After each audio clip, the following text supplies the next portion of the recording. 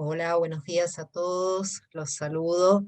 Eh, Les agradezco por acompañarnos en este encuentro, en este Open, así que les doy la bienvenida y me presento mientras tanto. Acá Alejandra también les está dando la bienvenida y les está mandando algunos recordatorios a través del chat. Así que bueno, recuerden que ustedes se van a poder comunicar conmigo a través del chat, haciéndome consultas o los comentarios que vayan surgiendo del encuentro que vamos a tener hoy. Eh, Como les decía antes, me presento, mi nombre es Vanessa Muriel Hohenberg, soy docente de la Facultad de Diseño y Comunicación desde el año 2004, en asignaturas que se llaman Dirección de Arte Audiovisual 1 y 2 y también en una materia que tiene que ver con el proyecto de graduación, que se llama Seminario de Integración 2. Soy artista plástica, he trabajado también y me he formado en el área de indumentaria, de vestuario, he trabajado en cine. eh, uy, Buenos días desde Ecuador. Tenemos participantes internacionales. Buenos días a todos desde los distintos lugares donde nos estén acompañando. Nuevamente les agradezco su presencia y bueno, y es un gusto generar este espacio de encuentro con ustedes, sin importar desde dónde se estén conectando. Es una manera de acercarnos y de acercar parte de este conocimiento y de esta experiencia que he desarrollado a lo largo de mi formación profesional y académica y compartirlo también con ustedes. Así que bueno, les voy a contar entonces, o vamos a profundizar un poco acerca de qué vamos a charlar hoy y bueno, y por supuesto que el chat va a quedar abierto a las consultas, como les decía antes, o a los comentarios que ustedes quieran sumar para enriquecer este espacio. Vamos a hablar acerca del verosímil en los audiovisuales de época. Es un tema bastante amplio, es un tema muy interesante, como les dije recién, al dar clases en el área de dirección de arte, eh, la construcción del verosímil es para nosotros una herramienta fundamental y es imprescindible, ¿no? Para que el espectador se sienta convocado, conmovido, para que sienta empatía con aquello que estamos intentando contar. Y esto se tiene que dar no solo en el caso de una película de época o una serie de época, sino que también se tiene que dar en cualquier producto audiovisual, aún en aquellos que intentan retratar nuestra vida actual y contemporánea en espacios que nos resultan familiares y que conocemos. Digamos, a veces hay como una idea, una suposición de que construir una propuesta verosímil en un proyecto actual es mucho más fácil que en uno de época. Y la realidad es que no es tan así. Sin embargo, nosotros vamos a abordar inicialmente, al menos después si ustedes quieren sumar consultas, comentarios, experiencias a través del chat de proyectos o de ejemplos que sean actuales, podemos intentar hacerlo si nos dan los tiempos.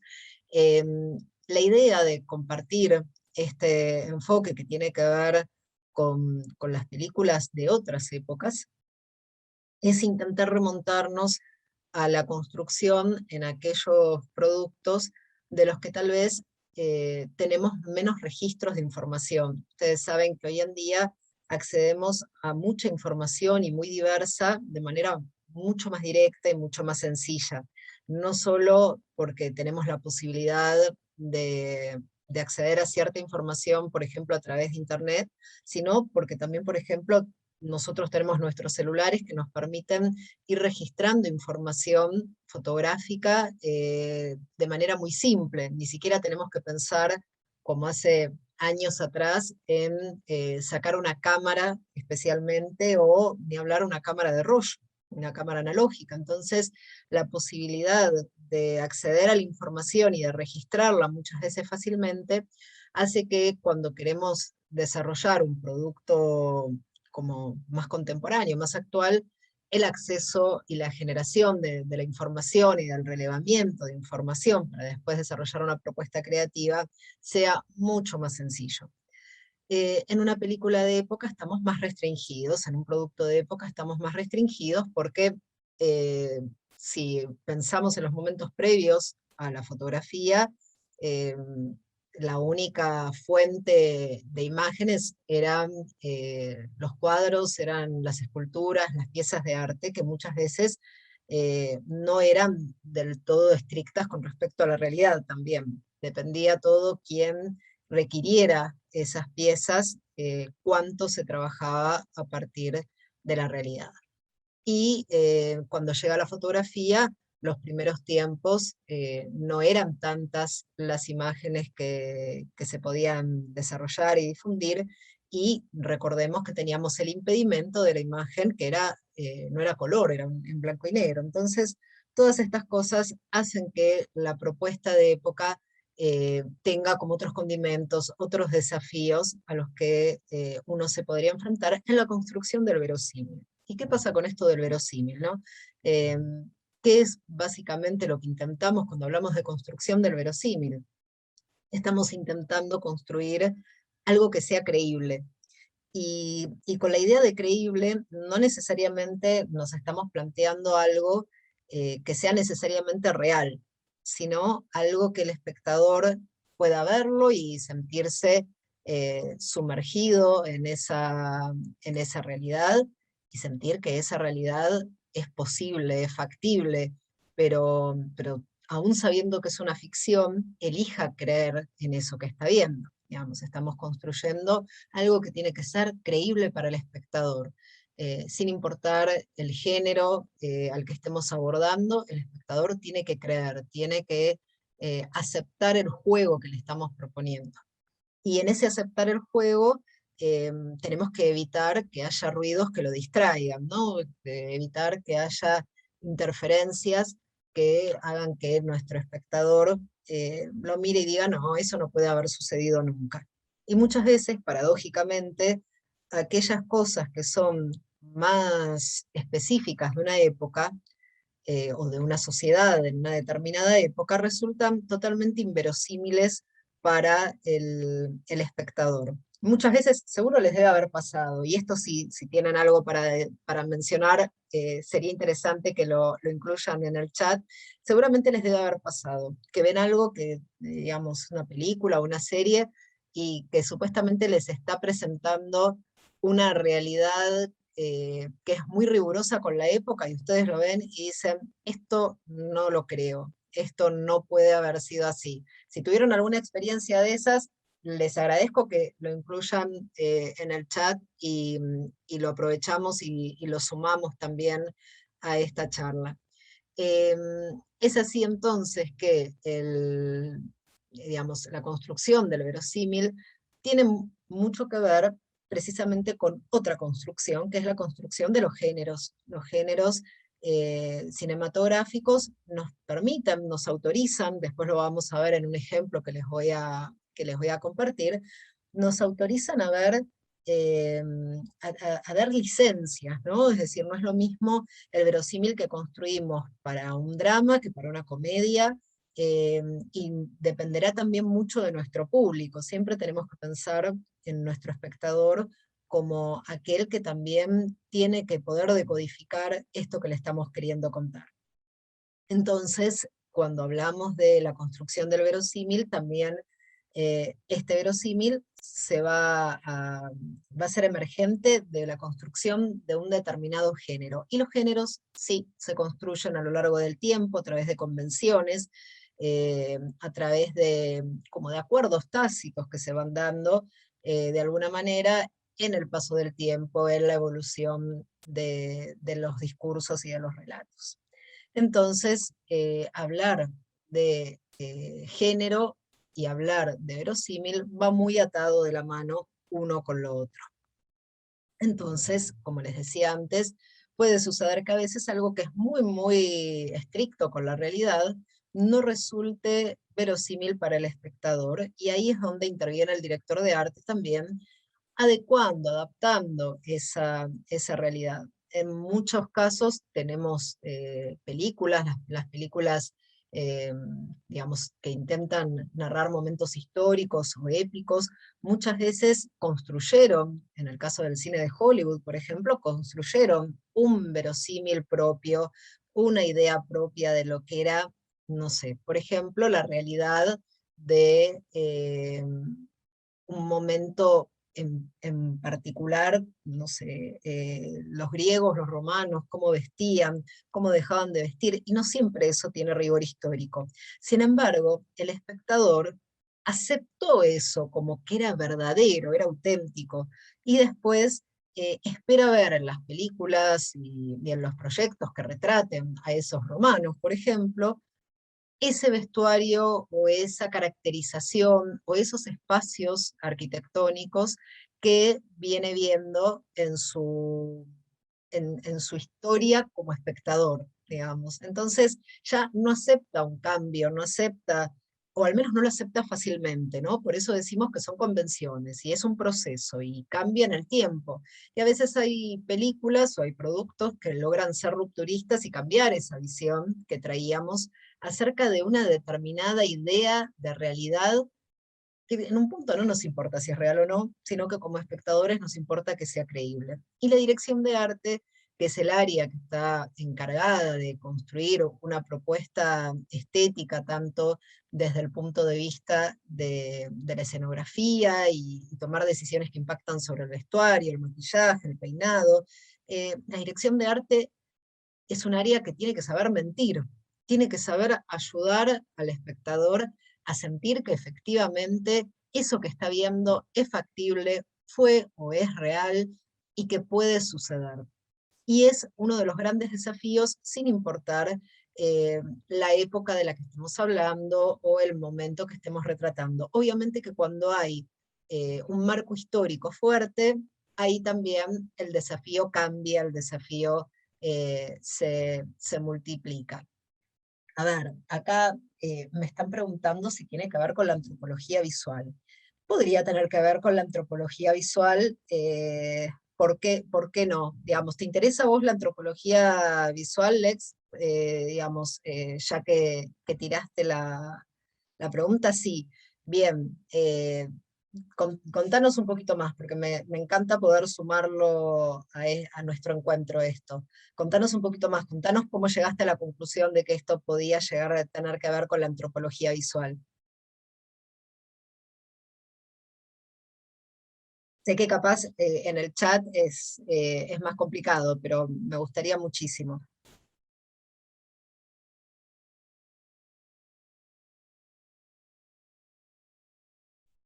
Bueno, si querés profundizarlo y desarrollarlo un poquito, a ver, se dice que la antropología funciona en todos los aspectos sociales, políticos, visuales, es cierto, eso es verdad, digamos. Bien, bueno, después, si alguien más quiere sumar algo más a esto, eh, sería muy interesante, digamos, ir construyendo este espacio, esta charla entre todos. Digamos, obviamente que sí, que lo visual tiene como un impacto fuertísimo en todo lo que tiene que ver con lo antropológico y por supuesto que hay en la imagen una impronta muy fuerte que no está ajena a todo esto. No nos vamos nosotros a centrar desde esa mirada, pero sí, obviamente que hay una relación clara entre la antropología visual y la presencia de lo antropológico en todo lo que nos convoca. Volviendo entonces, hoy en día, a ver, esperen que me perdí ahí una sumita. Hoy en día serían el cine, los efectos visuales.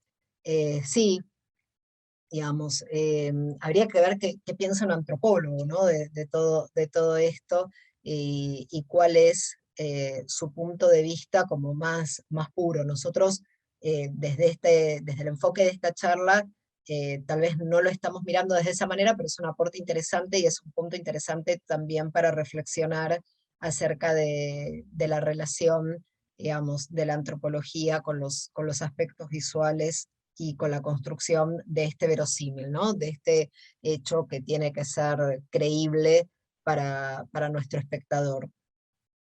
Bien, entonces, ¿qué es lo que sucede con la dirección de arte y con la construcción de este verosímil y esta construcción que es como una especie de tejido de mentiras que muchas veces tenemos que hacer?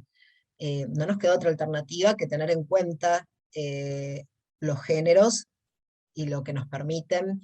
Tenemos que contemplar el público, como habíamos dicho hace un ratito, y lo que al público le interesa y lo que al público lo convoca, y lo que lo convoca como algo factible, como algo posible, como algo real. Entonces, yo armé para compartir con ustedes una pequeña presentación que vamos a ver juntos ahora, y que de alguna manera va a ayudar a guiar algunas de las cosas que, que vamos a ir conversando. Bien, ¿cuáles son los recursos que nos estarían ayudando a nosotros a plantearnos la construcción de este verosímil? Bueno, sin lugar a dudas, y lo mencionaba antes un poquito al pasar, uno de los recursos es el relevamiento de información. Digamos, es una investigación de información.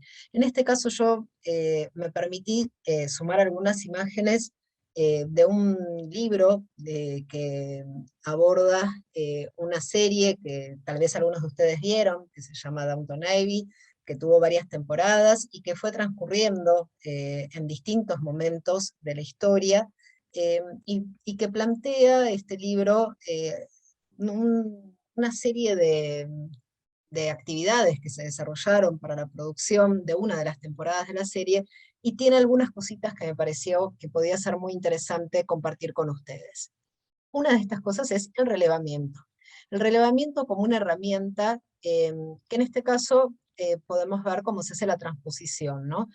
Eh, estas mujeres en estas gráficas de la época, y la aplicación en la construcción de una propuesta de un personaje específico, que en este caso es un personaje que, digamos, es una señora que tiene un título nobiliario dentro del relato, para aquellos que no hayan visto la serie, y que no solo tiene que mostrarse elegante, sino que también tiene que mostrar estatus, tiene que mostrar su clase social, su casta. Y en este caso, creo que una de las cosas que es interesante es que, si bien podemos ver una relación directa entre el relevamiento y la aplicación posterior, digamos, en el tipo de abrigo, en el uso de los guantes, en el uso del sombrero, eran todos usos y costumbres de la época, es interesante ver cómo este personaje, que es un personaje que tiene que destacar por su estatus precisamente, al colocarle un sombrero, no es un sombrero como un casquete como podemos ver en este relevamiento, sino que se ha relevado otro sombrero, y que si este sombrero no existiera y no se hubiera diseñado en la época, probablemente aún así sería verosímil, aún así sería creíble, porque el que ve la serie sabe que Lady Violet es posible que quiera mostrar su sofisticación, su clase, su nivel, a través de todos los accesorios que componen la construcción de su personaje. Y ahí es donde nos encontramos con el verosímil, ahí es donde nos encontramos con esta idea de, ¿es creíble? Más allá de que pueda haber sido cierto, ¿no?, que existiera un sombrero idéntico a este en esta época, y sí, es creíble. ¿Por qué? Porque el relato, el personaje, la construcción total del proyecto lo hace creíble. En el caso de esta serie en particular, es una serie que contó con muchos asesores en la parte histórica para respetar el rigor de la época. Entonces, aquellos que tal vez conocen un poco cómo se produjo, saben que probablemente este sombrero haya existido y que haya sido una réplica de un sombrero que efectivamente existió. Ahora bien, hay pequeños elementos que ayudan a construir el verosímil. Y uno de estos elementos son aquellos pequeños detalles que pueden estar a veces en el vestuario, otras veces en la ambientación, o en esto que tiene más que ver con la utilería de acción. En este caso hay un relevamiento, digamos, de una tarjeta del día de San Valentín y de la estética y características que tenían estas tarjetas. Digamos, que era costumbre enviarlas, y que tal vez es una costumbre que para nosotros hoy en día no necesariamente es frecuente. De hecho, en Argentina hace relativamente poco que se habla del día de San Valentín, digamos, no era para nosotros una costumbre adquirida. Cuando yo era chica, no se hablaba del día de San Valentín. Y de repente hay mucha gente, capaz grande, que ni sabe a qué se hace referencia cuando se habla del día de San Valentín. Entonces, en este caso, para cualquiera que lo vea, sea para el público inglés, que es donde se produce la serie, o para cualquier persona que lo vea alrededor del mundo, festeje o no el día de San Valentín, sepa exactamente de qué se trata o no, es importante esta construcción de esta realidad donde esta chica recibe una tarjeta, digamos, ella es empleada en la casa, que no es una casa, es un gran castillo, es un lugar de mucha categoría, y ella recibe esta tarjeta, y el espectador tiene que poder sentir de alguna manera que esa tarjeta pudo existir en ese momento, que puede existir en esta historia, y que para esta chica va a ser algo realmente especial recibirla. Entonces, por un lado tenemos este relevamiento, esta búsqueda de información, y cómo se aplica después al momento de construir la propuesta audiovisual.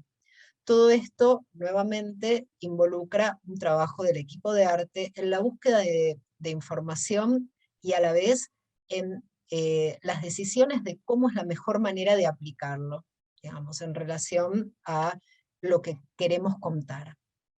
Nuevamente, el relevamiento hace a la propuesta de arte y hace a la construcción de este verosímil, y de estas dos señoras, que nuevamente se repite uno de los personajes que les mostré con anterioridad, están recibiendo sus regalos de Navidad y los están abriendo, y hay una búsqueda previa acerca de, bueno, qué cosas de esa época podrían recibir estos personajes y qué características tendrían estos regalos, y cuánto entusiasmo no podría causar.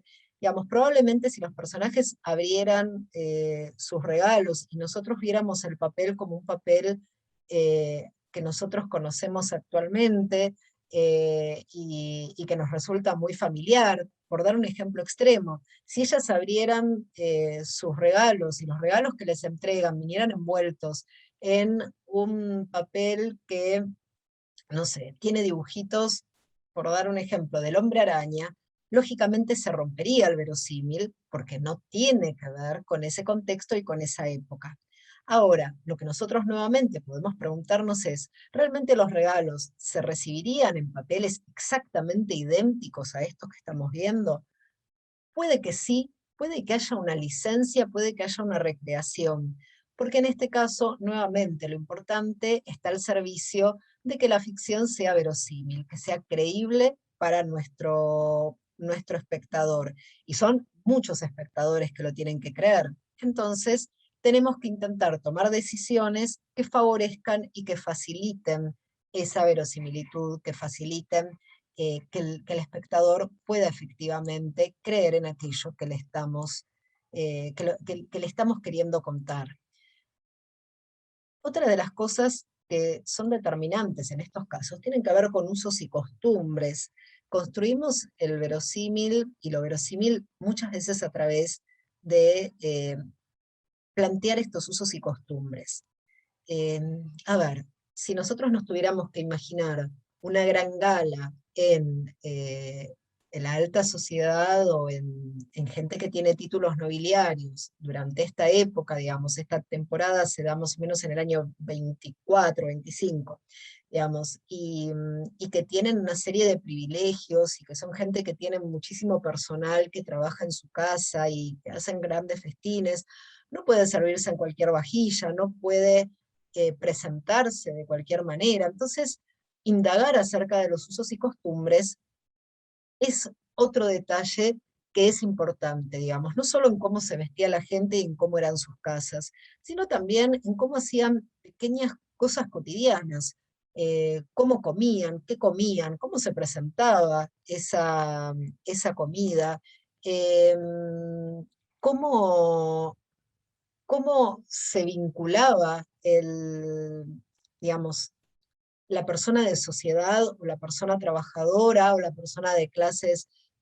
más bajas con su cotidianeidad. Entonces, cómo se tendía una mesa, cómo se ponía la mesa, los elementos arriba de la mesa, cómo se preparaba una comida. eh, Inclusive cosas como muy sencillas o muy cotidianas o muy humanas, desde cuál era el uso del baño, qué posibilidades había en ese sentido. Entonces, en este caso, dentro de los usos y costumbres, ya pasamos por otras cosas que están relacionadas con usos y costumbres, como las tarjetitas para el día de San Valentín, o qué tipo de regalos se podían hacer. También tenemos esto, que si ustedes piensan en cualquier serie o película de época que hayan visto, está muy marcado cuando se sirve una mesa. Es uno de los grandes desafíos para los equipos audiovisuales, las escenas con, y sobre todo si son muchas personas las que están sentadas a la mesa, las escenas con mesas donde la comida se tiene que ver atractiva, donde se tiene que ver, si está caliente, se tiene que percibir que está caliente, donde se tiene que poder ver los distintos platos, los distintos cubiertos, aquello que tiene que brillar, se tiene que ver como brillante sin molestar al director de fotografía en su trabajo técnico. Eh, Todos los pequeños detalles, la cristalería, todo tiene que estar impecable acorde a la época. Y tiene que ser algo que como espectadores veamos, y en este caso nos impacte desde el lugar de decir, mirá qué presentación que tiene lo que tal vez hoy nosotros pensamos como una especie de ensalada de fruta o de arreglo frutal para poner en un centro de mesa. O las vajillas, las características que tenía, que en este caso son las características clásicas de la vajilla inglesa. Entonces, todo esto también suma al verosímil. Nuevamente, tal vez no sea exactamente la vajilla de la época exacta, pero es una vajilla que nos logra mentir esa época y que logra que como espectadores creamos que efectivamente es la vajilla que se utilizó en un periodo histórico determinado en el que se está desarrollando esta acción. Bien, y hablando de usos y costumbres, no solo están los grandes elementos de utilería, como pueden ser los grandes y determinantes elementos que puede haber con grandes mesas, grandes sillas, eh, cortinados, elementos de la ambientación, sino que también hay pequeños elementos que en este caso me pareció interesante compartir y que suman a esa construcción del verosímil, y que en este caso se trata de los juguetes de este nene. Digamos, poder informarnos, poder relevar acerca de cuáles eran los juguetes de la época y saber exactamente cuáles es conveniente elegir para la acción, también contribuye a la construcción de este verosímil. Digamos, la presencia de un osito, y nosotros, al menos acá en Argentina, le solemos decir peluches, la presencia de estos ositos, de estos muñecos de peluche, de paño, digamos, es muy antigua en la historia. Sin embargo, han ido modificándose, han ido cambiando a lo largo del tiempo. Entonces, por un lado está el desafío de buscar cuáles eran los muñecos que uno podría asociar con esta época, y por otro lado, es interesante poder construir algún tipo de empatía en el espectador, donde no solo sienta ternura eventualmente porque es un niño, sino que pueda sentir como esa especie de asociación con ese muñequito. Sobre todo tengamos en cuenta que en esa época a los chicos se los vestía de una manera muy formal. Entonces uno lo ve y parece como un pequeño adulto abrazando un osito o abrazando a un caballito de madera. Entonces también está ese desafío, poder acercar al espectador a lo que le sucede a estos personajes y a cómo estos personajes se relacionan con su entorno. Tiene que verse como algo que efectivamente podría suceder, que este nene juegue con este oso, que juegue con este caballito, no se tiene que ver como algo forzado, como algo sacado de otro contexto. Tal vez les haya pasado en alguna oportunidad que viendo una película o una serie, vieron algo que pretendía ser de época y que en realidad se notaba mucho que no lo era. Bueno, ahí se rompe la diégesis, se rompe este verosímil y nuestro espectador seguramente va a decir, ah, cierto que eso lo vi en la juguetería, por ejemplo. Y entonces, si lo viste en la juguetería, probablemente ya no sea creíble que fue parte de la historia en el año 24 o 25, como estamos contando en este caso. Bien, algo más que quiero compartir con ustedes tiene que ver con el retrato de ciertas tradiciones y de ciertos cambios, cuando estamos intentando, como en este caso, plantear una época en particular y una clase en particular. Tenemos por un lado los aspectos arquitectónicos, como se puede ver en el emplazamiento de este árbol de Navidad, pero también tenemos un árbol de Navidad que es realmente gigante y que el espectador tiene que creer que esta familia realmente podía tener este árbol inmenso, lleno de luces, que ocupa todo este espacio, en este lugar, con esta alfombra, digamos, que se ve tan rica y tan tradicional.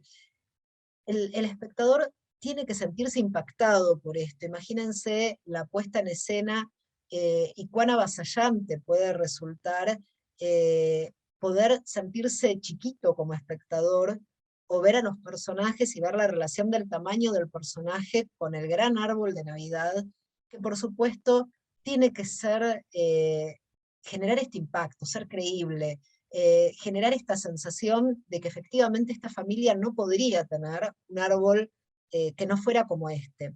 Mientras que tal vez el personaje que está al lado, que ahora les voy a contar por qué lo estoy incluyendo, probablemente si tuviera su propia casa, no sería verosímil, no sería creíble que tuviera este señor árbol de Navidad tan grande, con tantos adornos, y que ocupara todo este espacio y que tuviera esta altura, porque probablemente la casa donde este personaje pudiera habitar no admitiría tampoco el espacio suficiente como para poder tener este árbol. Entonces, también hay aspectos que tienen que ver no solo con el lujo, sino con el tamaño, con las características y los pequeños detalles que se presentan, que hacen que el espectador tenga una experiencia inmersiva, que tenga como esa sensación de decir, estoy en ese espacio, estoy en ese lugar, y puedo imaginarme cómo se siente el hecho de estar frente a este árbol tan grande. La imagen que les mostraba al lado, la de la chica que está cocinando, eh, tiene que ver con que por un lado este gran árbol es una tradición y por otro lado muchas veces estas películas retratan momentos de cambio, estas series relatan y retratan momentos de cambio. En este caso el cambio está dado por aspectos que tienen que ver con ciertas tecnologías de la vida cotidiana. Y en este caso, como veremos, es una batidora que en ese momento era algo impensado porque todo se hacía de manera manual. Entonces, nuevamente nos encontramos con el relevamiento y con la aplicación en la acción, y dentro de lo que es la narración de la historia, trae una serie de conflictos importantes si se va a utilizar o no, y si esto será mejor que hacer las cosas de manera tradicional o no. Y si bien nosotros como espectadores no vivimos ese cambio, podemos sentir empatía y podemos entenderlo como un suceso creíble, porque hemos sido seguramente partícipes o testigos de otros cambios tecnológicos que han generado controversias o que han generado dudas. Entonces eso ayuda a construir esta verosimilitud, a construir esta percepción de que esto podría suceder, de que podría ser algo real. En este caso, antes de continuar, quería tener como este momento de atención al detalle, ¿no? La dirección de arte es el área de los detalles, es el área donde las pequeñas cosas cuentan, y cuentan muchísimo, y la suma y articulación y vinculación de estas pequeñas cosas cuenta y contribuye nuevamente a la construcción de la diégesis, a la construcción de un universo donde el espectador sienta que esto es posible, que esto puede suceder, y se involucre emocionalmente también con lo que le estamos contando. Entonces, en este caso, elegí dos imágenes que, digamos, son muy distintas entre sí. Una tiene que ver con las valijas, cómo eran las valijas de la época, y cómo se etiquetaban, y cómo se ponían los datos en ellas, y cuán distintas son a las valijas que nosotros podemos utilizar hoy en día.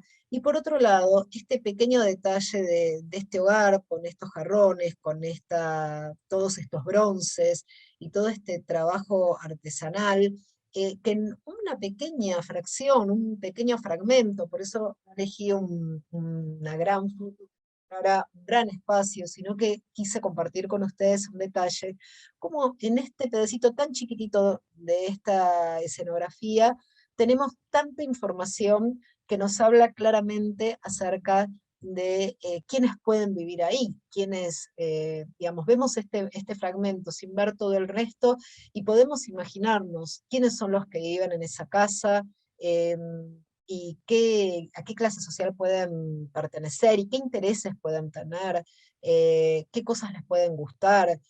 Nos va suministrando como pequeños datos y pequeñas pistas acerca de la información. Digamos, si nosotros construimos nuestras propuestas de manera como exagerada y no justificada, probablemente nos vamos a encontrar con algo que habitualmente nosotros denominamos como algo que está muy puesto, que está muy forzado. Entonces, es difícil, ante ciertas propuestas como esta que yo les acababa de ejemplificar, no exagerar, no ir demasiado lejos y terminar perdiendo esta complicidad que tenemos con el espectador. Eh, Como son muchos ustedes que están en este momento participando, me gustaría saber si algunos han visto esta serie o no, digamos, porque me gustaría, si tienen algo que quieran sumar o comentar, que lo hagan a través del chat. Sería un aporte interesante si tienen ganas, o si tienen alguna consulta o algo que quieran comentar. Sería interesante verlo a través del chat, si alguno de ustedes quiere comentar algo.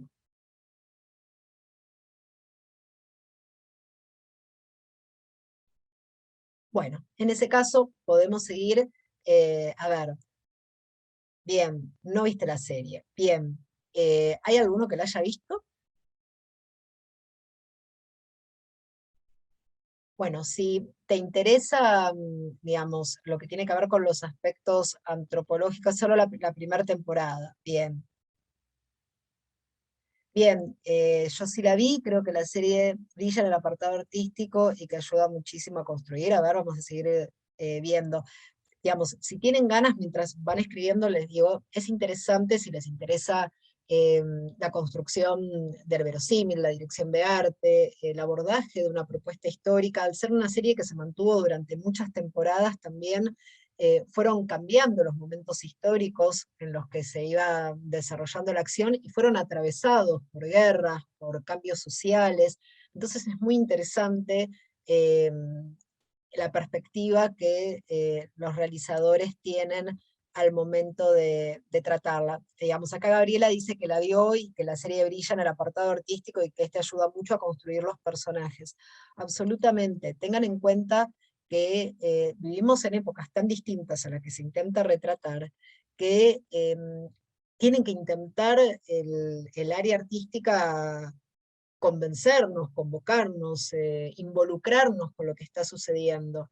Y es muy interesante una dualidad que se da todo el tiempo en esta serie, donde permanentemente se ve cómo viven los señores de la casa y sus allegados, y cómo vive la gente que trabaja en la casa, digamos. Y es como una dualidad que se da entre los que viven arriba en la casa y los que trabajan en los distintos sectores de servicio y viven en la parte inferior de la casa, digamos. Entonces, ¿cómo se da esta relación?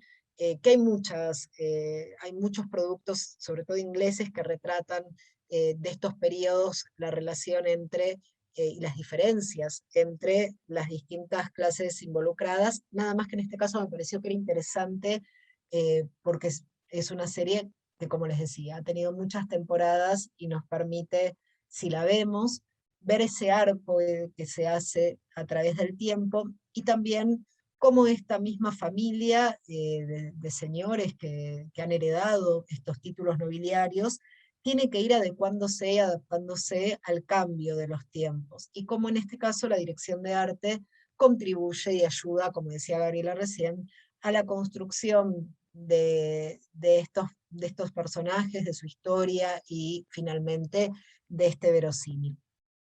Ahora bien, hace un ratito yo les hablaba acerca de la importancia que tiene el género en todo esto, ¿no? Es decir, cuando nosotros planteamos un género determinado, es como que tenemos límites, el género nos limita. Y otra cosa que nos limita es precisamente nuestro público, a quién nos estamos dirigiendo, a quién le queremos contar nuestra historia, si estamos tal vez orientando nuestra propuesta a un público más masivo, hay ciertas cosas que tal vez elegiremos flexibilizar, y si estamos intentando recortar nuestra propuesta a un público más específico, tal vez vamos a ser más estrictos con ciertas cuestiones. Todo dependerá, en este caso, de la, la perspectiva que tenga la producción y también aquello que el director elija como su visión del producto.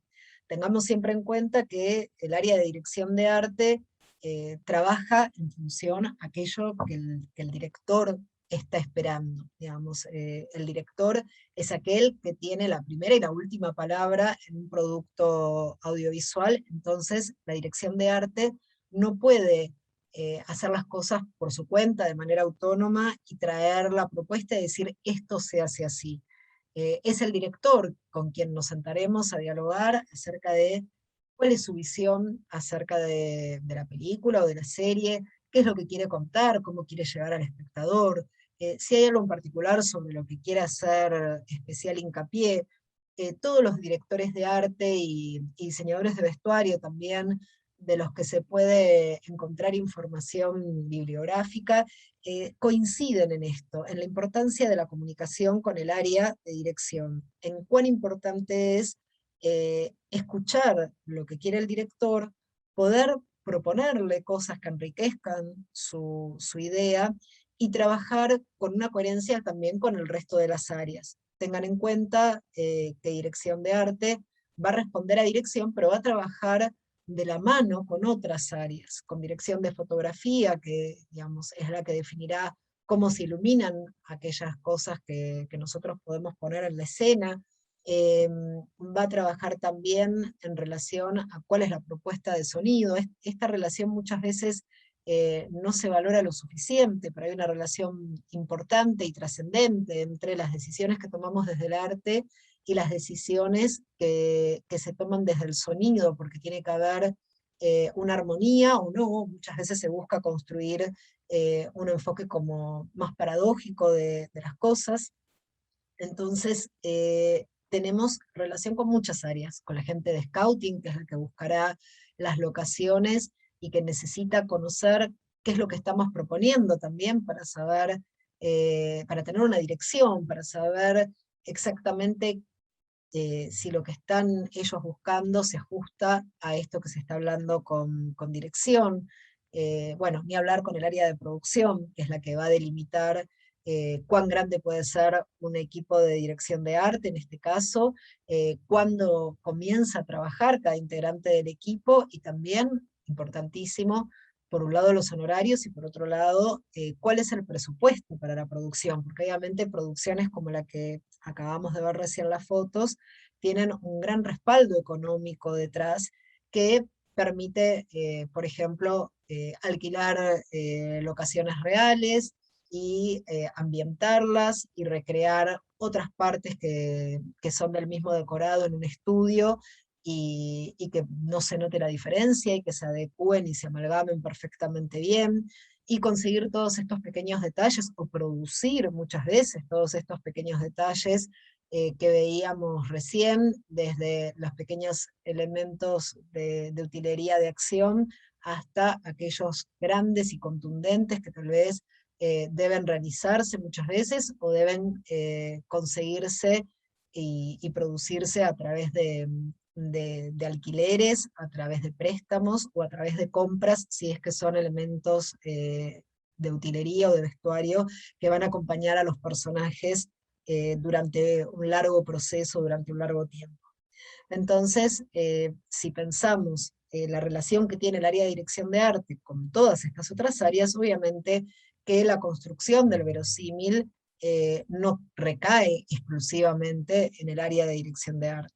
Hay un vínculo y una necesidad entre las áreas, y hay otro vínculo que también tiene que ver con los actores. Convengamos que nosotros estamos construyendo los personajes sobre, de alguna manera, la materia prima que nos brinda también el actor. Entonces hay un trabajo en esa construcción. Muchas veces, y esto tal vez lo observaron, vieron que hay actores que quedan como encasillados en un tipo de personaje en particular, porque muchas veces ha sido tan fuerte el impacto que han tenido a través de su construcción y de la caracterización y de ese todo integrado que lograron en un producto, por ejemplo, de época, que después es muy difícil que el espectador logre sacarlos de ese espacio, ¿no? Logre extrapolarlos a otros universos, a otros universos diegéticos, donde el mismo actor pueda encarnar a otros personajes. Entonces, esto también es un aspecto desafiante y donde a veces se vuelve un arma de doble filo. Vemos ciertos actores encarnando determinados personajes y después, no sé, nos cuesta imaginarlo siendo un personaje de Marvel, por ejemplo, porque tal vez lo hemos visto vestido de época con, no sé, una toga, y ha sido un personaje que ha sido trascendente y por el que ese personaje se ha hecho conocido, y entonces después lo vemos como un superhéroe de Marvel y es como una cosa rarísima que no es verosímil, y es como que estamos buscando dónde están las huellas de su caracterización anterior.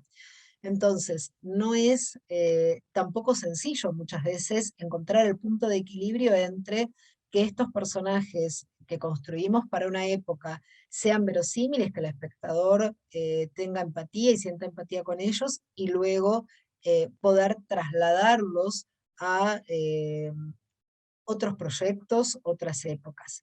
A ver, Alejandra les está mandando algunos mensajitos a través del chat para recordarles eh, distintas posibilidades que tienen de estar al tanto de la programación del Open. Así que también, aparte de estar atentos a mí, también estén atentos a eso para poder seguir participando de otras actividades. Como les decía recién entonces, la construcción del verosímil es como un equilibrio muy delicado.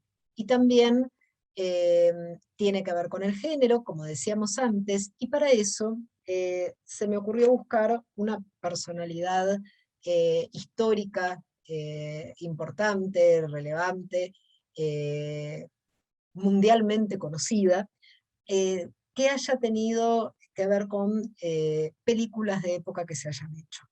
En este caso, el elegido ha sido William Shakespeare, de quien se han adaptado sus libros a distintos soportes, lo hemos visto en teatro, en cine, en televisión, se han hecho series, miniseries, teatro filmado, cantidades de cosas a partir de la obra de Shakespeare, porque ha sido, por supuesto, sumamente rica y ha sido muy prolífico, y es un exponente único en su estilo. Ahora también nos encontramos con que más allá de su obra se han hecho películas donde la imagen de él pasa a ser protagónica, digamos. Shakespeare pasa a ser el protagonista de la historia que estamos queriendo contar.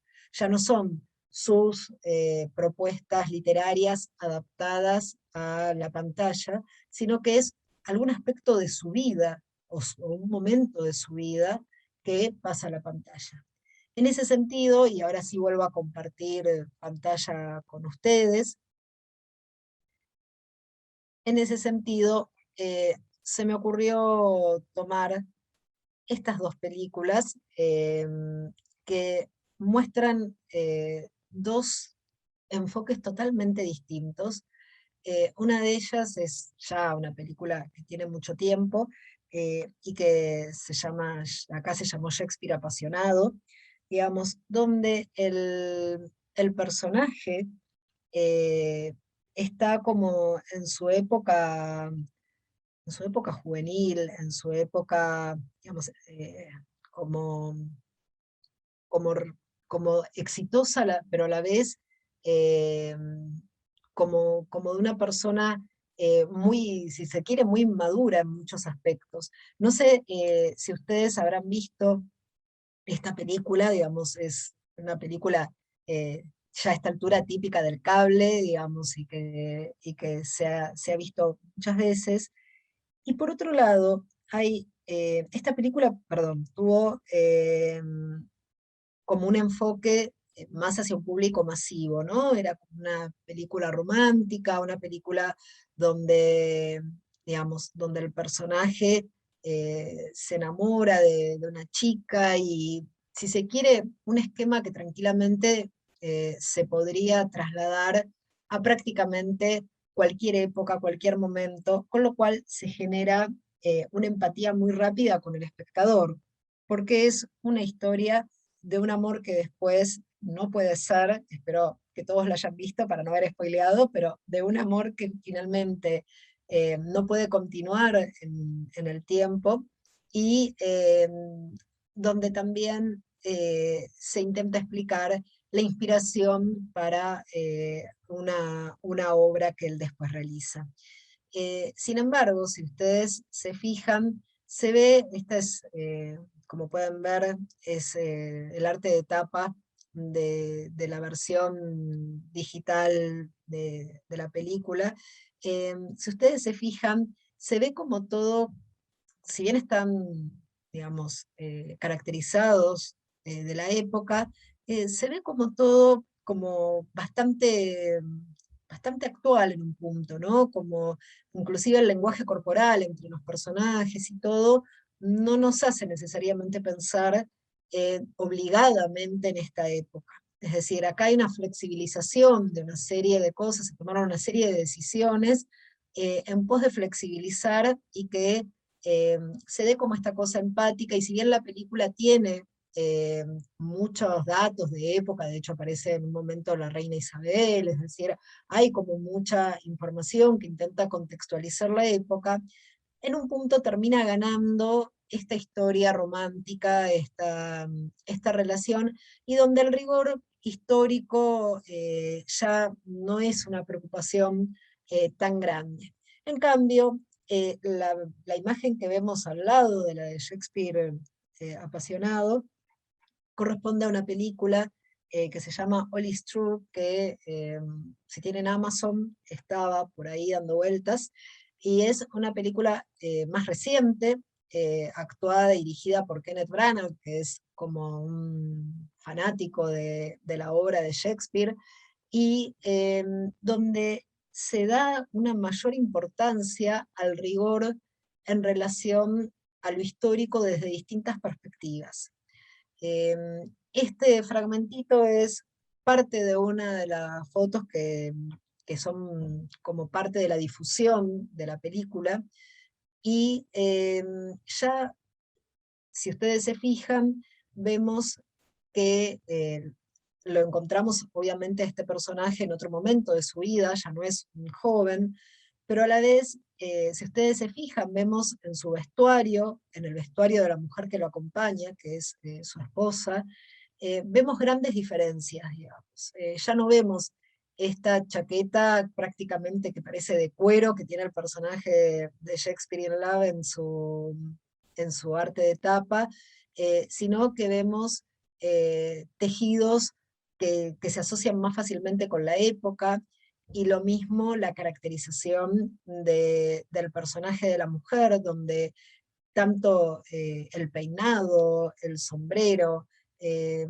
la gorguera, todo es representativo de esa época y de una manera como mucho más sórdida. Ya no nos da esa sensación como más liviana que si tiene la otra película. Obviamente, si bien el personaje seleccionado es el mismo, la trama es muy distinta, no solo toma dos momentos distintos en la vida de este personaje, sino que también la trama es muy diferente. Si no vieron esta película, la de All True, y tienen Amazon, es interesante para verla. Y acá, en este caso, se me ocurrió establecer como esta especie de comparación, ¿no? Uy, ahí me comí una T, qué mal. Ahí estamos. El personaje contrastado con la personalidad histórica. En este caso, el personaje de la primera película de las que les hablaba y el retrato de la personalidad que se aborda en el film, digamos. En cuanto a época, probablemente el primer retrato que vemos corresponde a esta edad más juvenil, y el segundo ya a la edad que vimos en la imagen de la otra película, de All True. Si ustedes se fijan, hay algo en el lenguaje corporal del personaje, como desafiante, como canchero, con un vestuario que tranquilamente podría no corresponder a la época, digamos, porque parece, como les decía antes, parece como una campera de cuero, parece como que el personaje tranquilamente podría asimilarse en una época más próxima, digamos. Y los retratos lo muestran con algunos puntos en común con la caracterización que vimos, pero sin lugar a dudas es en esta construcción de la película de corte más romántico, donde se han tomado más licencias al momento. Eh, si prestamos atención y vemos acá el retrato ya en su edad más madura, podemos encontrar más puntos de equilibrio, más puntos de comparación, de establecer más puntos de relación con esta versión de la película de Kenneth Branagh. Entonces, aquí también lo que vemos es lo que yo les mencionaba con anterioridad, cómo también el verosímil se va construyendo en función del género, digamos. No hay manera de que el género quede por fuera.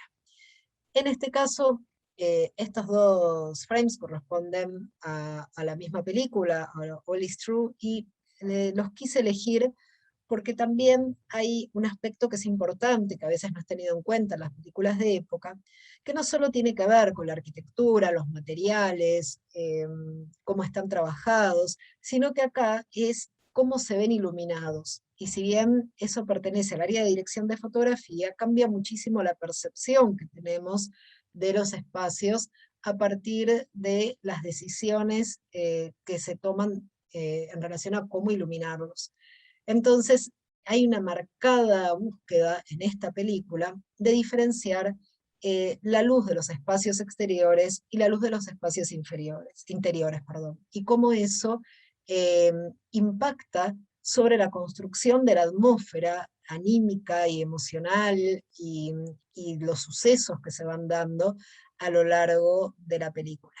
Digamos, sin lugar a dudas, eh, es muy distinto imaginarse este interior enorme, impactante, iluminado por velas, que si lo ilumináramos ahora con los recursos propios de la luz eléctrica, ¿no? Digamos, piensen que todo esto se iluminaba con velas. Y es interesante entonces poder establecer estas diferencias entre interiores y exteriores, construcción de atmósfera, y el tipo de sombras que se van recortando sobre los personajes y los decorados, que en el caso de esta película creo que tiene una mayor búsqueda de rigor histórico. Digamos, a diferencia de la otra, acá sí hay una búsqueda de un mayor rigor histórico, de trasladar, de llevar de viaje de alguna manera al espectador a una época y a un contexto donde sienta que está involucrado con esta, esta historia, este momento de la historia de esta personalidad. Ahí también tenemos dos búsquedas distintas. En ambos casos se intenta construir algo que sea creíble, algo que sea verosímil para el espectador. Sin embargo, eh, las estrategias son diferentes. Probablemente porque en una de las películas el objetivo tiene más que ver con una cuestión de entretenimiento, y en el caso de la otra película, el objetivo tiene más que ver con una especie de, en un punto, homenaje a algún aspecto de esa personalidad de la que estamos hablando. Si ustedes ven la película van a encontrar con que, ahora nosotros en un ratito vamos a intentar ver algún fragmento, y van a poder identificar que hay como una búsqueda en cada uno de los momentos de la película de generar como si fuera un pequeño cuadro de la época. Digamos, no solo es el cuadro como encuadre cinematográfico, sino como si fuera un pequeño cuadro pictórico en cada uno de estos cuadros. Digamos, es sumamente interesante esa construcción, pero también nos deja abierta la puerta a que tal vez no para todo el público esto resulte verosímil, no para todo el público resulta real, porque es una película que tal vez está orientada a un público más específico, ya no tan masivo. Y nuevamente entonces se pone en evidencia que cuando trabajamos el verosímil e intentamos favorecer la construcción de este universo diegético, lo hacemos pensando también en nuestro público, ¿no? A partir de lo que el director eh, plantea y de su visión, pero de nuestro público. Y por último, en cuanto a esta presentación en particular, eh, no quería dejar afuera una herramienta que en el área de dirección de arte es vital, que tiene que ver con el color como recurso. Digamos, el color es uno de los recursos más valiosos para el área de dirección de arte, no solo porque nos ayuda a construir época, nos ayuda a construir contrastes, nos ayuda a dar mensajes de distinto tipo de intensidad, sino también porque nos permite, de alguna manera, eh, dosificar cierta información. Nosotros podemos manejarnos con distintos contrastes de color, y esos distintos contrastes de color nos permiten a veces elegir una paleta de colores muy acotada, muy chiquitita, y trabajar con ella, y nos permite poner acentos muy puntuales de colores y llamar la atención de nuestro espectador y favorecer una composición determinada. eh, Nos permite elegir economía de recursos y excluir una serie de colores, o cuando el género así lo reclama, muchas veces para que sea verosímil necesitamos utilizar muchísimos colores distintos. Entonces no podíamos dejar afuera la construcción de un universo diegético verosímil el uso del color. Al uso del color se suman los materiales, se suman las texturas, se suman los distintos patrones, se suman los brillos, digamos, el brillo, que es algo tan controvertido dentro del mundo audiovisual. Es decir que en este caso me quise detener especialmente sobre el final en el color, pero no es nunca es el color solo, y nunca es un color solo, ¿no? Hay una cuestión de construcción permanente. Me gustaría, en este caso, detenerme un momentito y poder leerlos y poder leer sus comentarios, sus consultas, las cosas que les pueden haber ido llamando la atención hasta este momento, y me encantaría darles un minutito para eso antes de seguir con nuestra charla.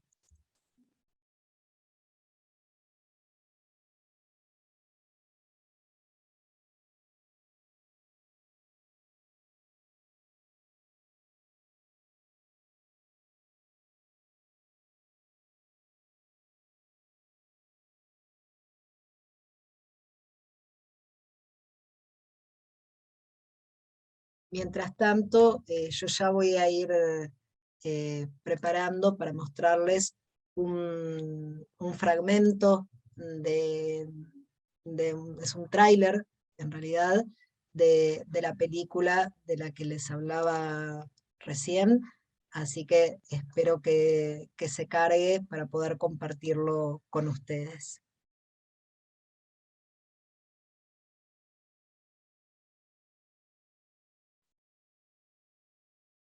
Bien, bueno, están silenciosos hoy, tal vez si sobre el final de la exposición tienen ganas de sumar algún comentario, a ver,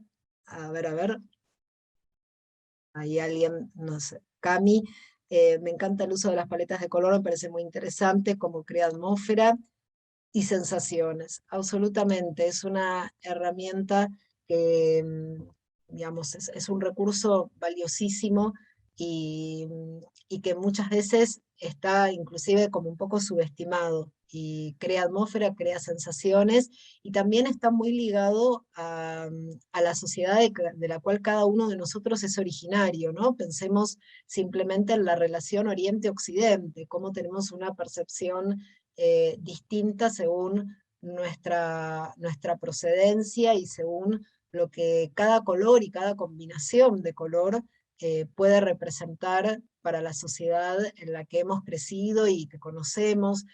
También es interesante ver al color desde esa perspectiva. Bien, voy a compartir con ustedes pantalla. A ver, un momento que ahí tenemos un comentario más. Entonces, antes de compartir pantalla, vamos a leerlo. La película de Her de Fénix también utiliza mucho el color. Sí, totalmente. Hay algo en que en realidad cuando uno se pone a observar, todas las películas utilizan el color como recurso, pero sin lugar a dudas, algunas hacen como mayor uso que otras, ¿no? Algunas destacan más que otras o terminan siendo para nosotros, por algún motivo, más memorables que otras en cuanto a su uso de color. Bueno, por lo que yo estoy viendo, ustedes en este momento ya están viendo mi pantalla, así que vamos a compartir y después lo charlamos.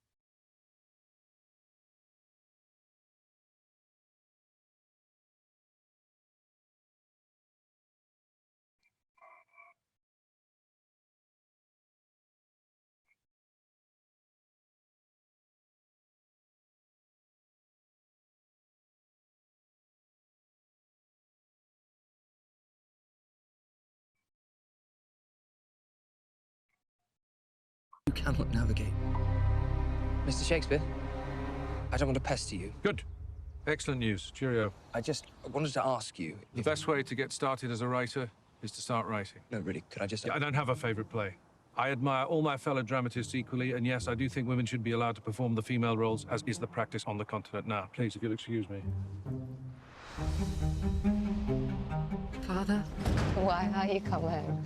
No more stories left to write? I've lived so long in imaginary worlds, I think I've lost sight of what is real. Will, it's Sunday. You miss church here, they'll find you. Your talent has a greater scope than all the other poets, and yet you lived the smallest life. Family is everything. It's love, not ambition, that will blossom in this garden. Well, something has to. I'm not a good gardener, it's true. My husband thinks you've come home to die. I've just bought a pension. I can't die for at least 10 years or I'll be ruined. You went to London and became this great writer with a wife at home. You were hardly here. To us, you're a guest. Good night, husband.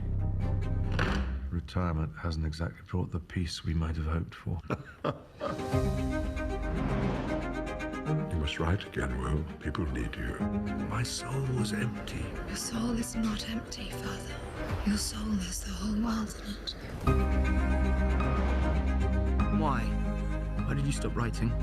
I've never let the truth get in the way of a good story.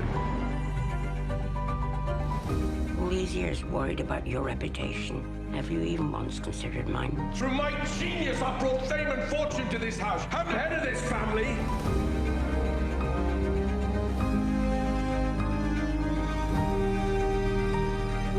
If you're honest with yourself, then whatever you write, all is true.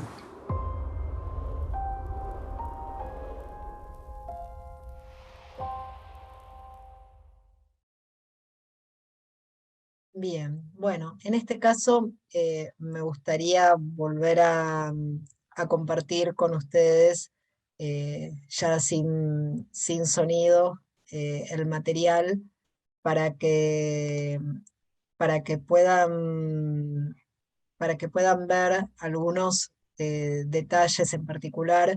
Fíjense que antes hablábamos de color y la película aplica una paleta de colores realmente muy reducida para construir su propuesta. Muchas tierras, algunos verdes en los exteriores, y también hay una fuerte presencia de negro, digamos, y si nos vamos fijando, hay una relación, como la que yo les mostraba a ustedes antes en la foto, entre interiores y exteriores, donde toda la luz parece estar en el exterior, y los interiores parecen dibujados con sombras, ¿no? Fíjense, aun cuando es de día, se dibujan las sombras contra las paredes, contra los paneles de madera, y a los personajes no se los ve iluminados plenamente en los interiores, se los ve iluminados plenamente cuando están expuestos a la luz del sol.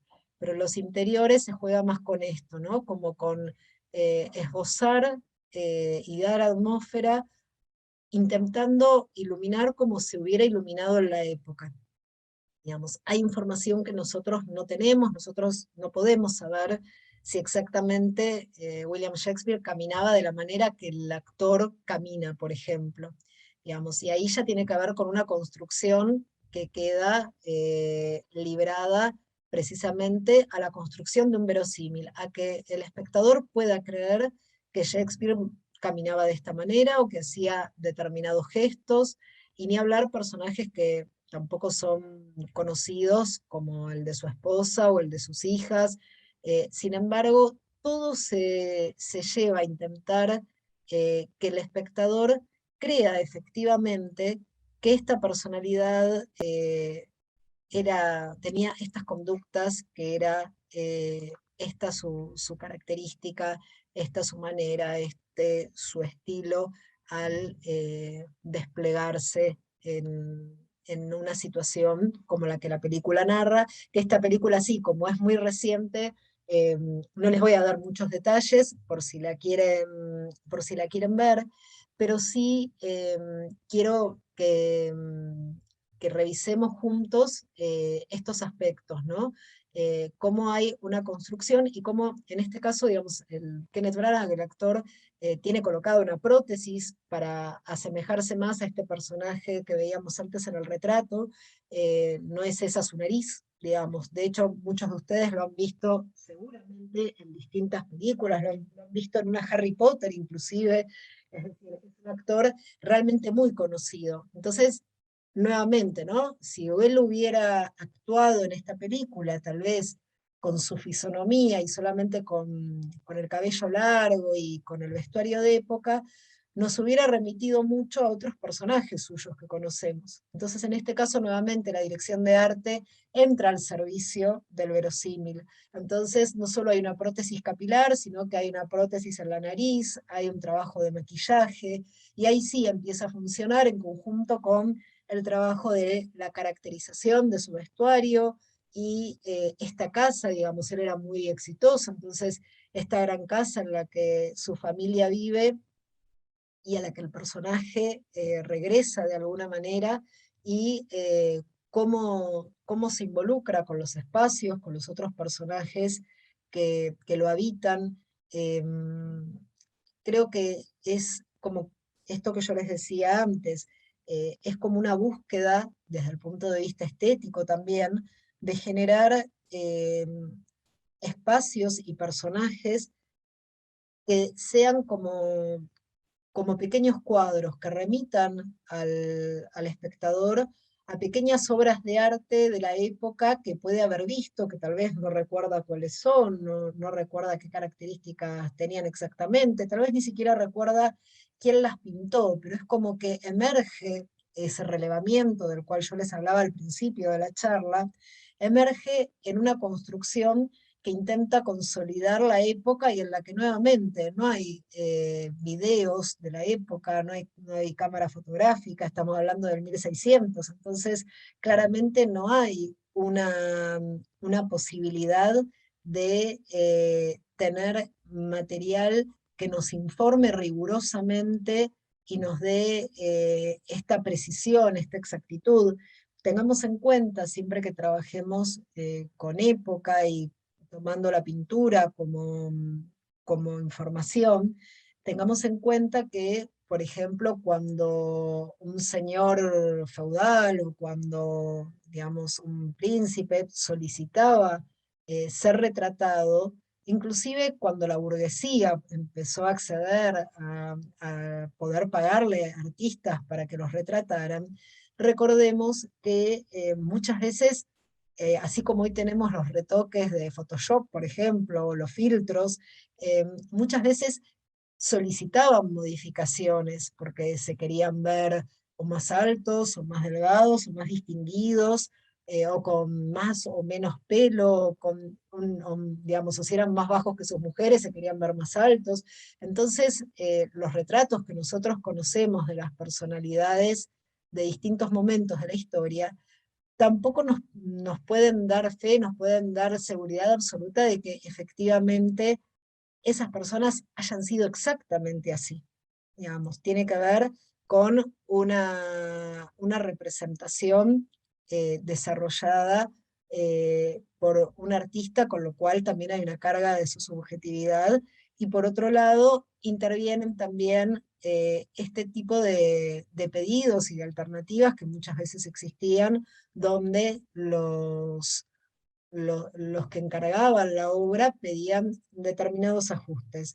Distinto es el caso de la arquitectura, donde muchas piezas arquitectónicas y muchos elementos de uso cotidiano han sobrevivido al paso del tiempo y nos permiten tener un mejor y mayor conocimiento de cómo vivían las personas en una determinada época, y de qué manera podían llegar a transcurrir ciertos aspectos de sus vidas en esos espacios.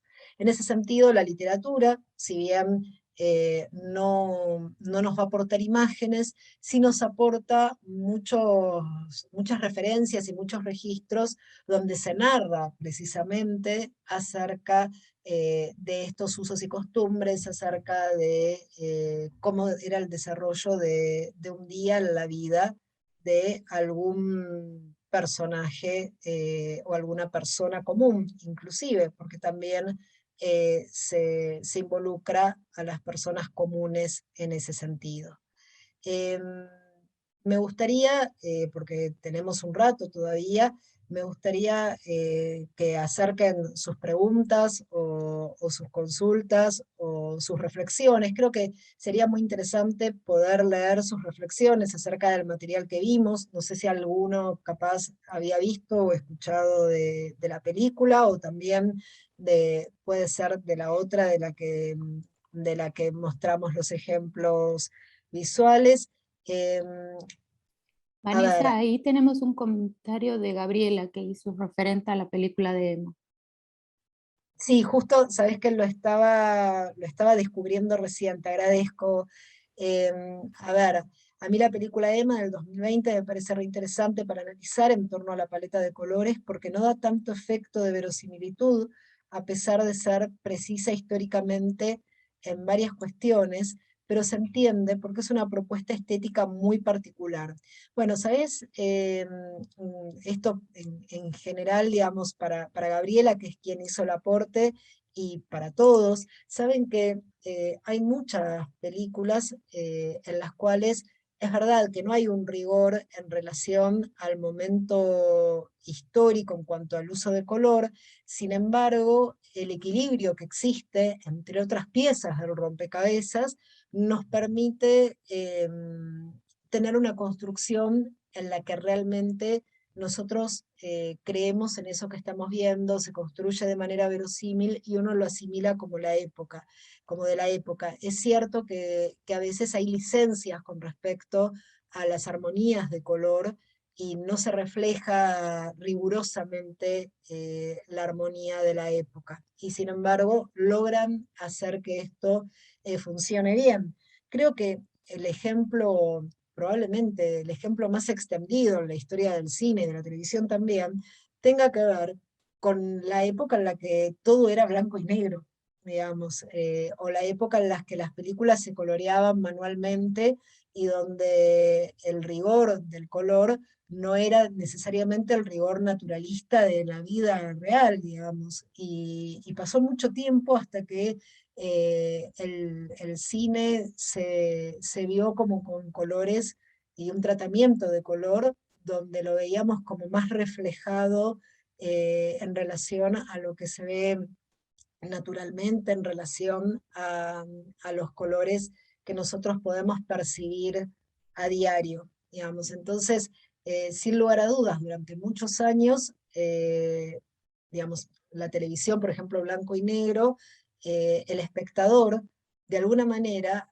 aceptaba, porque era así, no había, no podía imaginarlo de otra manera, se aceptaba que parte de la convención de un espectador de televisión era que todo se veía en escala de grises, digamos, y durante muchos años fue de esa manera. De hecho, yo era chica y veíamos, no sé, series que se siguen dando, no sé, como La Familia Ingalls, por ejemplo, y era todo en escala de grises, digamos, y en ese momento, para mí era tan verosímil y tan creíble como ver hoy lo mismo a color, digamos. Por eso es que necesitamos esta complicidad del espectador siempre, que el espectador acepte que esta es como la historia que le venimos a contar y que plantea detalles y características y un universo propio que el espectador elige aceptar.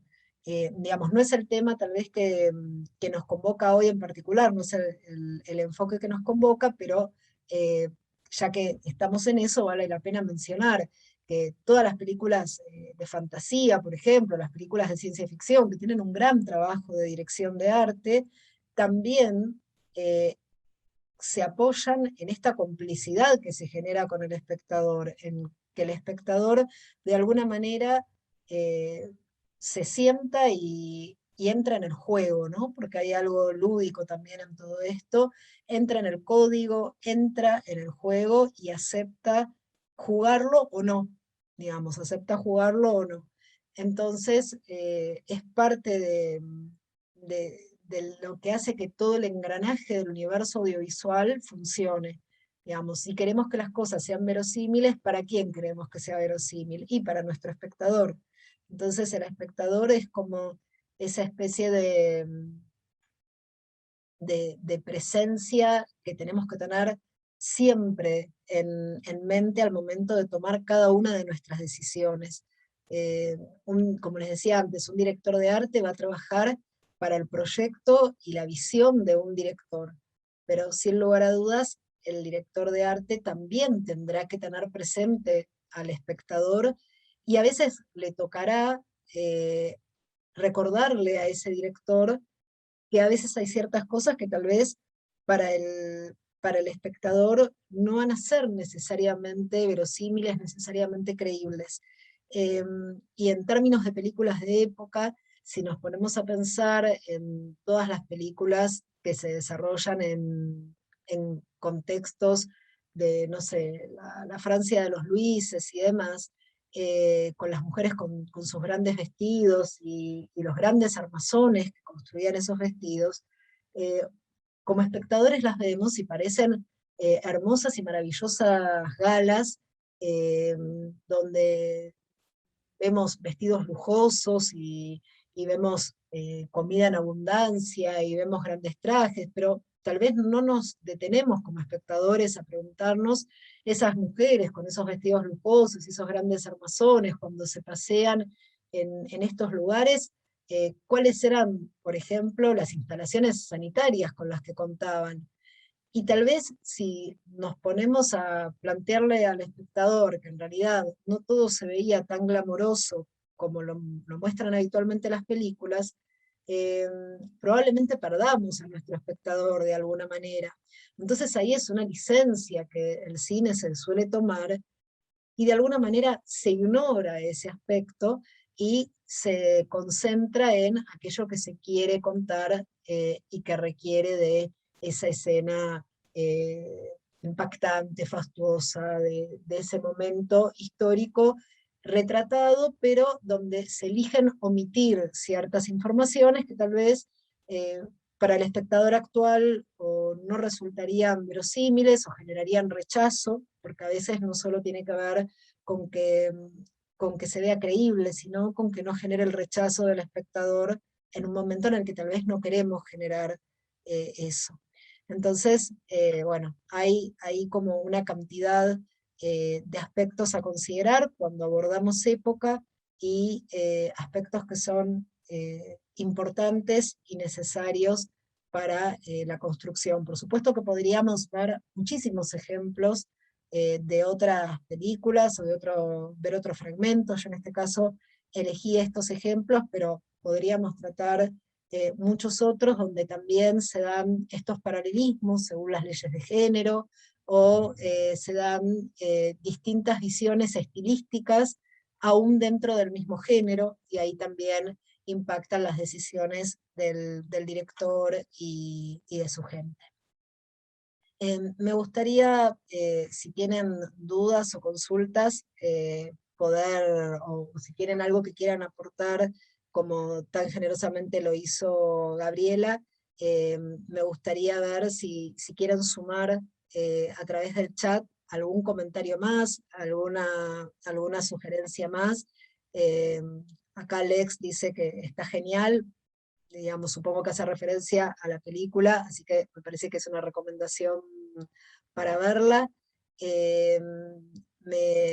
Me gustaría sí poder conocer, si quieren a través del chat, si tienen comentarios, preguntas, algo que quieran sumar, porque digamos, han sido, por ejemplo, varios títulos de películas que sumaron y que de repente a los que no las vieron, los deja con tarea para el hogar, para poder tener un plan de ver esas películas y de si quieren relacionarlas con esta charla. Así que si gustan, podemos, Alejandra, si te parece bien, abrir la posibilidad a que hagan algún comentario o alguna consulta. Mi charla está genial. Bueno, muchas gracias, me alegra que la estés disfrutando y que te guste. La idea es un poco intentar acercarles algo de todo esto que tiene que ver con el mundo audiovisual y con este detrás de escena de cómo se construye la visión y la imagen de un producto, donde muchas veces, si lo vemos solo como espectadores, capaz no nos detenemos en todas estas pequeñas cosas que van construyendo como engranaje tras engranaje, digamos, nos relajamos y lo disfrutamos, pero capaz no lo tenemos tan presente, ¿no? Y tal vez ahora ustedes, cuando empiecen a ver no sé, una nueva serie o distintos productos, o si trabajan en el área audiovisual, también van a poder detenerse más en qué es lo que se puede sumar, qué es lo que se puede involucrar en el área de pertenencia en la que estén, ¿no? Si están desde dirección de fotografía, desde sonido, desde arte, obviamente, desde dirección, ¿cómo podemos sumar a que nuestro espectador esté realmente involucrado con aquello que le estamos contando y que no se despegue, que no se ponga a hacer otra cosa mientras, ¿no? Creo que más en estos tiempos que capaz miramos la tele y mientras chateamos y mientras hacemos algo con la computadora, ¿cómo hacer para que sea tan creíble, tan verosímil eso que le estamos presentando, que el espectador esté realmente pendiente, que después piense en otras cosas que tiene que hacer, ¿no? Si le toca, no sé, el supermercado, si tiene una preocupación laboral, realmente conquistarlo desde ese lugar. Así que bueno, si no tienen consultas o preguntas que quieran hacer, a ver, siempre creo que somos los que estamos en el audiovisual, siempre vemos esos detalles, pero el público en general no lo toma mucho en cuenta. ¿Sabés qué, Lex? No es que no lo tome en cuenta el público en general, ni se imaginan todas las cosas que hay detrás. Entonces, como no las imaginan, tampoco tienen a veces las herramientas para detenerse en eso, pero mucha gente hace comentarios acerca de que tal vez una determinada película no le gustó, una determinada serie como que no se sintió involucrado, y a veces cuando charlas un poco con ellos te das cuenta que en realidad no sintieron que fuera precisamente verosímil, no sintieron esta especie de empatía, o esta sensación de que efectivamente pudiera suceder. Creo que es algo que se da muchas veces con la gente que capaz reniega, como les decía antes, del cine fantástico, de ciencia ficción, como que no logran creerlo. Y a veces sucede que hay errores y hay fallas o hay cosas que no se tuvieron en cuenta, y es bueno considerarlas y tener atención a estas leyes de género de las que hablábamos más temprano. Bien, ¿alguien más, chicos, chicas, que quiera sumar algo? ¿Qué pasa con el lenguaje y la forma de hablar con la verosimilitud de las películas de época? Bueno, eso si bien excede a la dirección de arte, que es mi campo, debo decir que es un tema.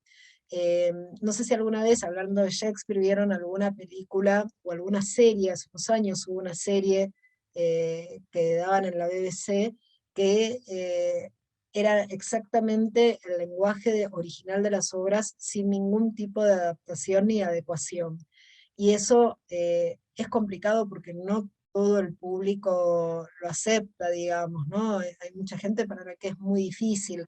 Hay términos que se pueden evitar, y que, porque son términos que nos traen mucho en la actualidad, pero sí, es verdad que a veces está súper cuidada la imagen y en los diálogos se filtra que no es una película de la época o no es una serie de la época, y es difícil encontrar el punto de equilibrio, porque vas a tener la gente que va a decir que, digamos, el lenguaje tal cual se hablaba en esa época le resulta chocante, y vas a encontrar gente a la que le va a resultar chocante que se hable como en un lenguaje que se asemeje demasiado al actual, sobre todo cuando hay un distanciamiento histórico importante, ¿no?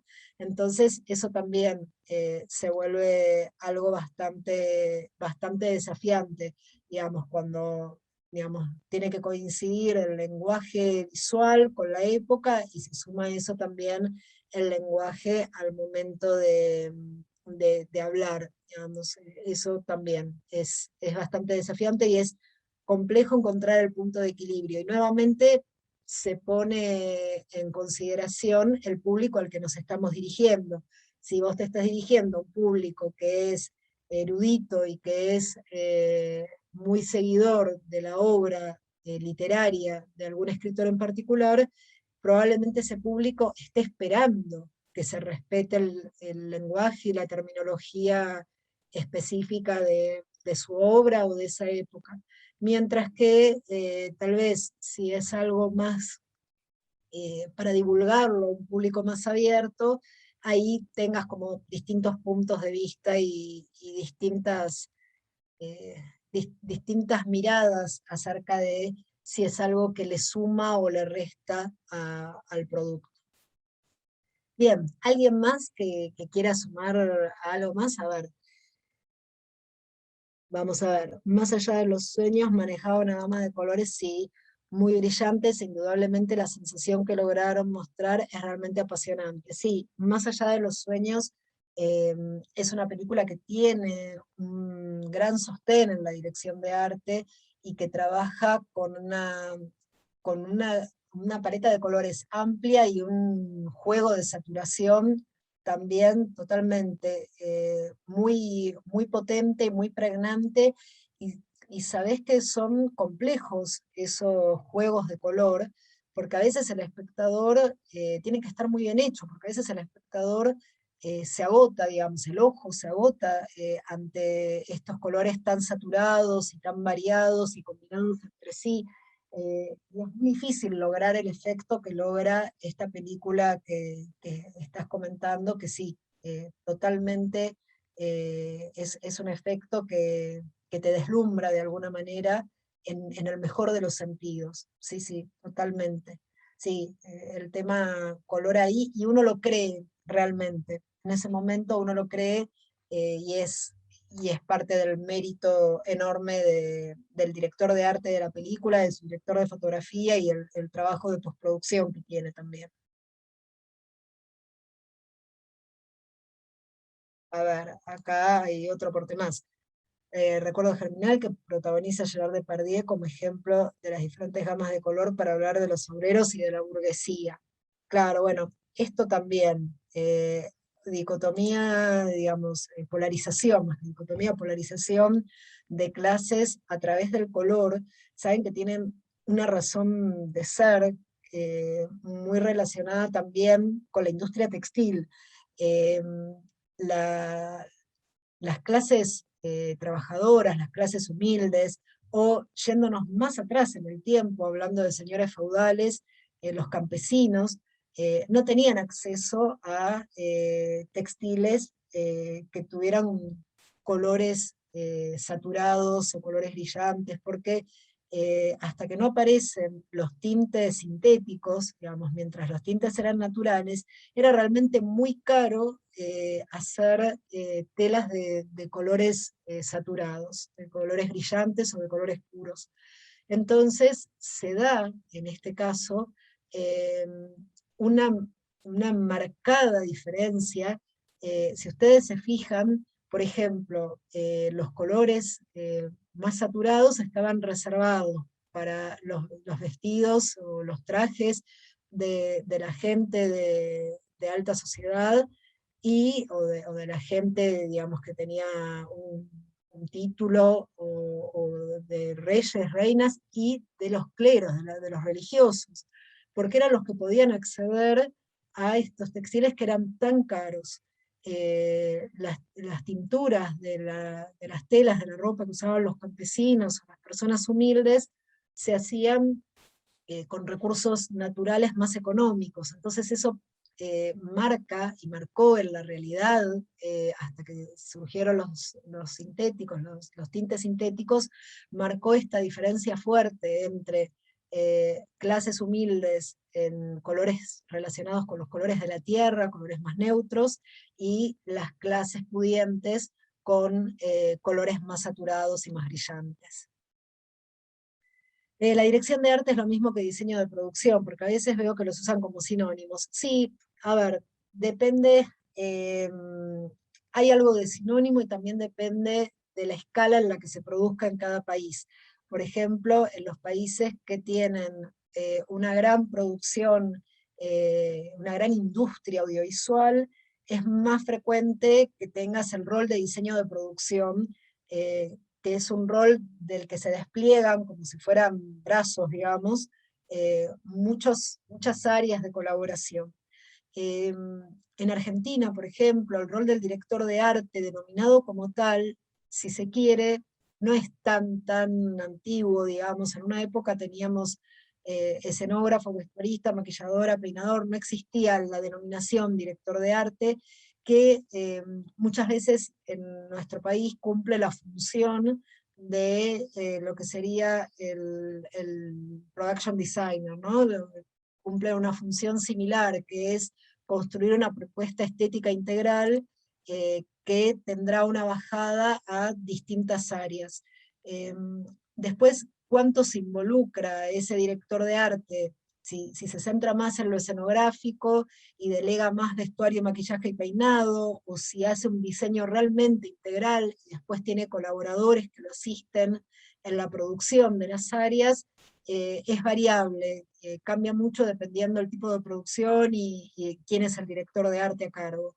Pero sí, si bien en países como Estados Unidos el production designer es un rol distinto al del director de arte muchas veces, acá al menos se entiende como que son roles equivalentes, ¿no? Dentro de lo que es el estilo de producción que tenemos acá, muchas veces se lo entiende como una equivalencia.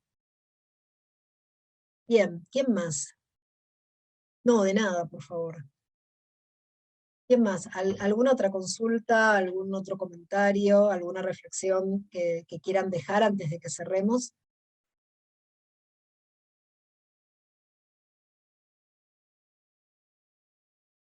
Ahora vamos a esperar un momentito a ver si hay alguien que quiera sumar algo más.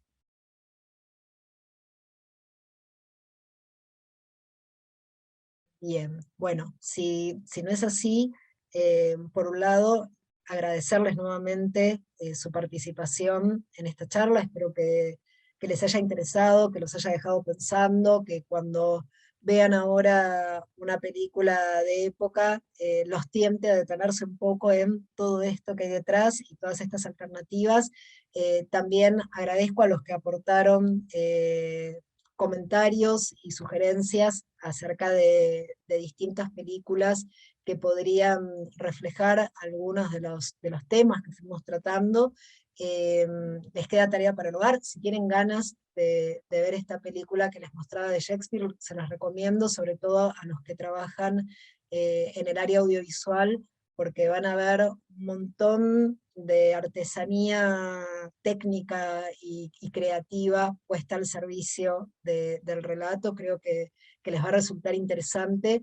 Es uno de estos casos donde, como preguntaban antes, el lenguaje se intentó también ajustar a la época que se intenta retratar.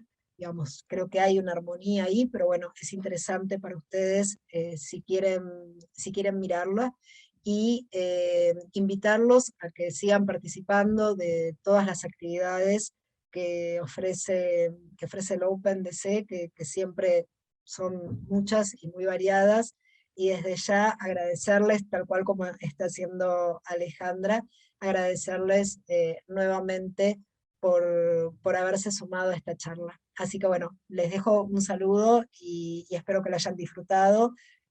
Bueno, me alegra mucho que les haya gustado, un placer.